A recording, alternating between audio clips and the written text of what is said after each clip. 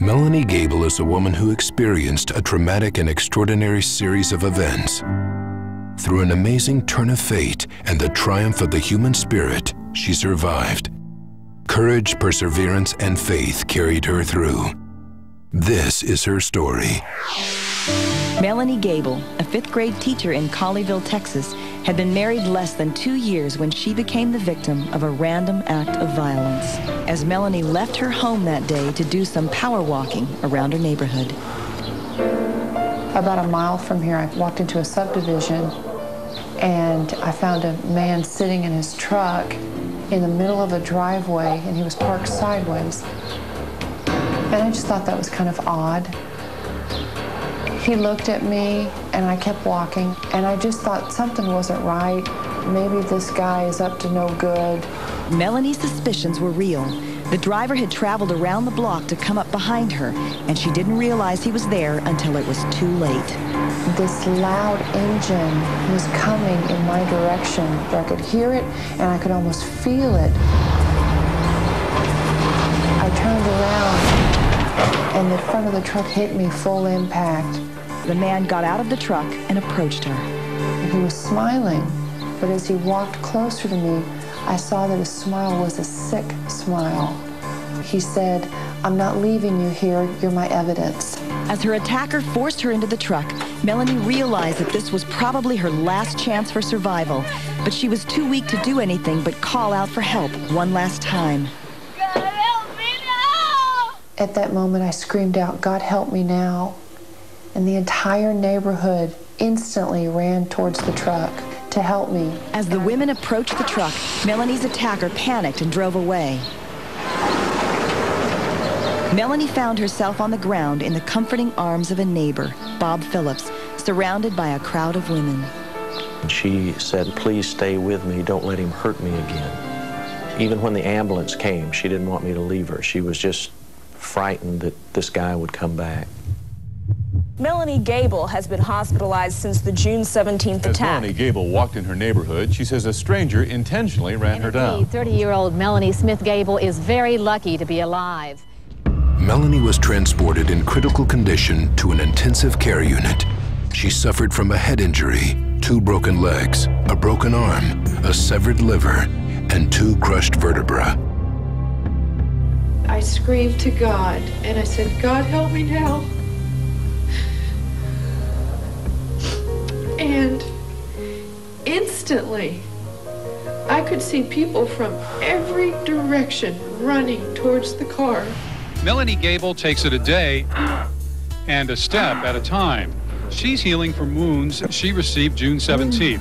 That's the day police say she was run over and nearly abducted. She's surrounded by friends, family, and hundreds of cars. She says it's that support that keeps her going. Melanie Gable was in good spirits when she was wheeled out of Fort Worth's Plaza Medical Center. It was June 17th when Gable was run over while jogging. Police later arrested the suspected driver. Gable says she feels great. Melanie's physical therapy and recovery lasted several years, but through the talents and generosity of complete strangers, such as the doctors who performed numerous surgeries to repair Melanie's spine and nervous system, a chiropractor who focused on soft tissue damage, a personal trainer who helped rebuild her body and who taught her how to walk. Through these and countless others, all of whom donated their time and services, eventually Melanie's life returned to normal. Melanie's story appeared in national publications such as Health and Fitness, Family Circle magazine, and others. And her story was featured on PAX TV's It's a Miracle and The Oprah Winfrey Show. Melanie!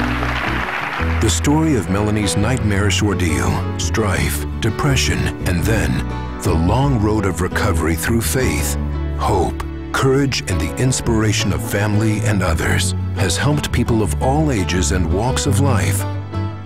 From recovery groups, to the boardroom, to young people moving on in life. Her story is one that bears sharing. Well, the police came into my room one afternoon, the Colleyville police, and they said, "Melanie, we've got a problem." I'm like, "Tell me about it." They said, "No, we've got a new problem. You said on the news, thank you to all those neighbors. We've canvassed the neighborhood and we can't find anyone. We've gone door to door in all the surrounding blocks, and there's only one person that was there, Bob Phillips, and he doesn't have a clue who you're talking about. And they said, no, we believe you. We knew you were coherent because you remembered his license plate number. But you screamed out for help, and it was sent to you. We see it all the time in our profession. Someone at their most desperate hour of need, their prayers are answered. I think at this time in our country, when people are faced with change, they don't understand why bad things happen, Melanie offers a great story. It's full of hope, it's full of encouragement, and I think it gives people a real perspective. Everything I needed came like that. Everything. Everything I touched seemed to turn to gold. And it wasn't because I had a good attitude. I had a terrible attitude. I was devastated and heartbroken and in a lot of pain. But I saw the goodness of the world. People just wanted to help. When this program was presented to our organization, we had more feedback, me in particular, than we have ever had from any other speaker. I've been in this organization for 13 years. Has anyone in this room ever been through a hard time?